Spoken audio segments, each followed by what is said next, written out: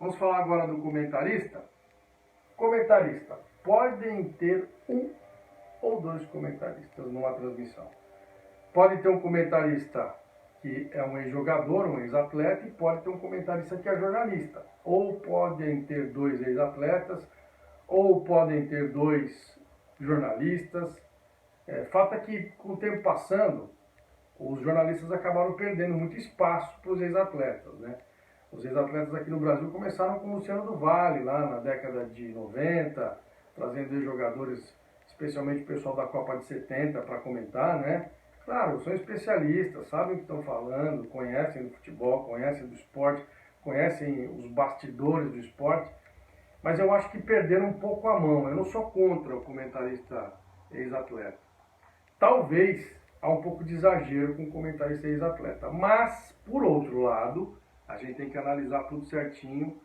Talvez os jornalistas também não estejam tão bem preparados assim para fazer os comentários junto com os ex-atletas. Então, vai aqui um meia-culpa para nós, jornalistas, para esse pessoal que está chegando agora, a nova geração, nos prepararmos melhor, termos mais consciência de tudo, estudar mais tática, estudar mais a parte técnica, entender como funciona, entendeu? Porque, por outro lado, também não dá, na minha opinião, tá? Para colocar um ex-jogador para o cara ficar contando piada no meio da transmissão, entendeu? Tem que ter um algo a mais e tal. Nos programas tudo bem, eu acho que é mais entretenimento do que qualquer outra coisa. Mas eu acho que tem que haver um equilíbrio, uma mescla. Existem ótimos ex-jogadores que são comentaristas espetaculares, né? E existem jornalistas que nunca jogaram futebol que também são excelentes comentaristas, né? Fazem análises muito precisas, muito coerentes, enfim. Eu acho que tem que ter uma mescla dos dois. Eu acho que não pode ser aquela coisa do só um ou só o outro, na minha modesta opinião. Acho que os dois têm condições perfeitas de trabalharem juntos, harmonicamente, numa boa, sem problemas. A gente acaba vendo de vez em quando alguns problemas, né, entre comentaristas e ex-jogadores aí, jornalistas, né, nos canais de televisão, enfim. Mas isso é uma coisa que sempre vai acontecer.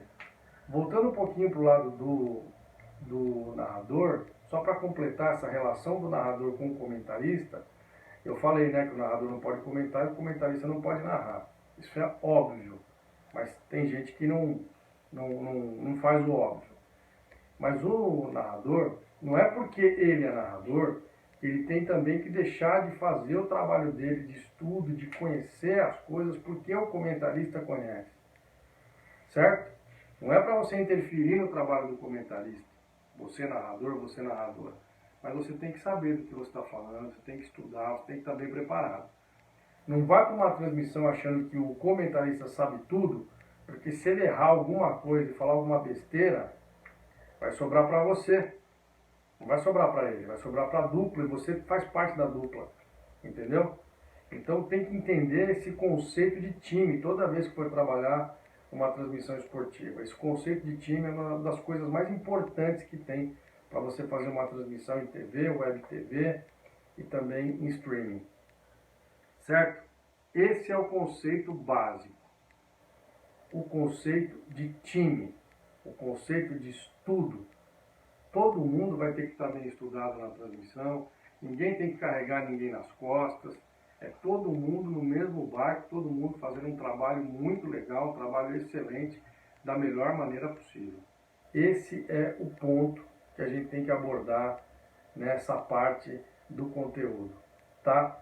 Pode parecer chato, mas na hora que você estiver trabalhando, na hora que você estiver lá do lado do comentarista, você vai perceber como isso vai fazer uma diferença muito grande na sua vida, na sua carreira, em tudo que você estiver fazendo. Presta atenção no que eu estou falando, tá? E claro, como eu disse, o comentarista não pode, de forma alguma, querer narrar o jogo, querer falar mais que o narrador. O comentarista tem um momento certo para ele entrar, para ele fazer ali a análise dele, o comentário dele, não pode ser mais do que 1 minuto na televisão, por exemplo, porque senão vai virar bate-papo, vai ficar um negócio chato, vai ficar um negócio que a galera não vai curtir. Tá? E também não adianta o comentarista começar a querer descrever jogo, esse tipo de coisa, isso não é legal. Vamos falar agora do comentarista de arbitragem. Como é que é o comentarista de arbitragem? O comentarista de arbitragem é aquele cara que foi árbitro, certo? Então, por exemplo, para o comentarista jornalista, para o comentarista ex-atleta, para o narrador, não é legal você saber de arbitragem? Será que não é legal fazer um curso de arbitragem? A Federação Paulista dá curso de arbitragem por aí. Tem cursos de arbitragem também, independentes da federação, que você possa fazer. Conhecer as regras, esse tipo de coisa. Por quê? Porque isso é importante. Hoje, a figura do comentarista de arbitragem, ela está presente nas transmissões de uma maneira como nunca esteve. Mas de repente você está num jogo que não tem comentarista de arbitragem, e aí? Ah, achei que ia ter, mas nem estudei. Então isso é complicado. Esse é o grande problema da história toda. Que você tem que botar na sua cabeça e entender por que você tem que saber. Não é você saber para na hora que o comentarista de arbitragem falar alguma coisa, você retrucar ele e falar que ele está errado. Não é isso. Às vezes você pode fazer algum questionamento de alguma coisa que você não entendeu. Faz parte do jogo, faz parte do show. Agora, é importante que você saiba. Ele é o especialista e ele vai dar a opinião dele naquele momento. Ponto e acabou. Ninguém vai retrucar, ninguém vai querer saber se ele está sabendo o que ele está falando ou não. E hoje, com o auxílio do VAR, que antes não tinha, há pouco tempo que tem o VAR, né? O VAR começou na Copa, se eu não me engano, na Copa da Rússia.